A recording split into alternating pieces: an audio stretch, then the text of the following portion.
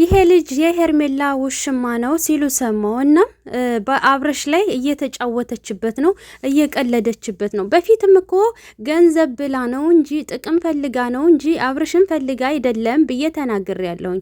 ሌላ አሽከር ባመጣልሽ እያልን ነበረ።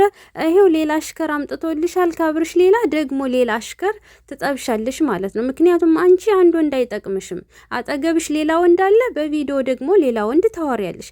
ደግሞ እኮ ምን እንደሚመስል ተመልከቱልኝ ብቻ። እሱ ራሱ ሰይጣን ነው የሚመስለው። እሱ አንድ ቀይ ሰይጣን አለች፣ ይሄ ደግሞ አንድ ሰይጣን፣ ጨርሰው ሰይጣንነት ይሆናሉ ማለት ነው። እና ምን እንደሚመስል ብቻ እዩልኝ ምን እንደሚመስል። እኔ እኮ እንደውም መጀመሪያ ላይ ሳየው ሴት መስሎ ነበር፣ ለካም ወንድ ነው። እና እንግዲህ ውሽሚት አንድ ወንድ ሊጠቅማት አልቻለም።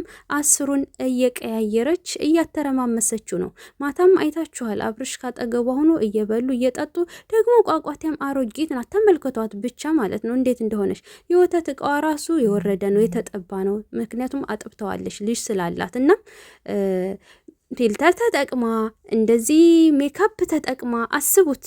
ተመልከቷት ብቻ ትክ ብላችሁ እዩት ማለት ነው።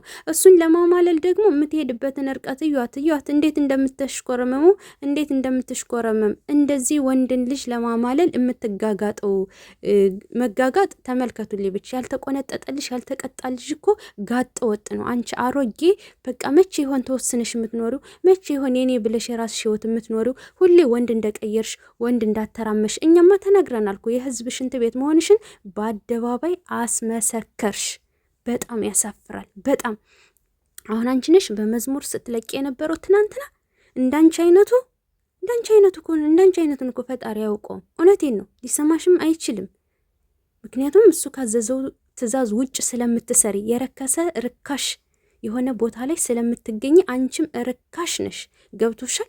ዛሬ ደግሞ እንግዲህ አስቡት፣ በፕሮቴስታንት ደግሞ ለቀቁት። እናንተ ቆይ ሃይማኖታችሁ ምንድን ነው? የትኛው ሃይማኖት ላይ ናችሁ? 10ሩን ሁሉን አዳረሳችሁት እኮ። ወይ ሃይማኖተኛ አትባሉ ወይንም ምን አትባሉ፣ በቃ ከሁሉም ያፈነገጣችሁ ውርጋጥ ናችሁ፣ የሜዳ አለሌ ናችሁ። እውነቴን ነው፣ አስረግጬ ነው የምነግራችሁ። እና ይሄ ልጅ እንግዲህ የሄርሜላ ውሽማ ነው አሉ። ተመልከቱ ብቻ እንዴት ወንድን ልጅ ለማማለል የምታደርገውን ድርጊት ብቻ ዝም ብላችሁ ተመልከቷት። እንዴት ደግሞ የራሷ ጸጉር ይመስል እዩዋትማ ብቻ ማለት ነው። የፈረስ ጭራ ቀጣጥላ ተመልከቱልኝ። እና እንግዲህ እሷ ቡችሎቿ ተመልከቱ። ቀለበት ታስራለች፣ ወርቅ እንትን ይባላል ስትሉ ይታሰርላታል አብርሽ ጋር ስትሉ ተመልከቱ ብቻ ማለት ነው እንዴት እንደምትሆን። እኔ አብርሽ ማለት ነው ጊዜ ተጠንቀቅ፣ ይችልሽ ከዛ እያለች በሽታ ካስያዘች አለቀልህ፣ ከሰርክ። ራስን ነጻ ብታወጣ ያዋጣሃል። በትዳርህ ላይ የመጣች ላንተም አትሆንህም፣ ትሄዳለች።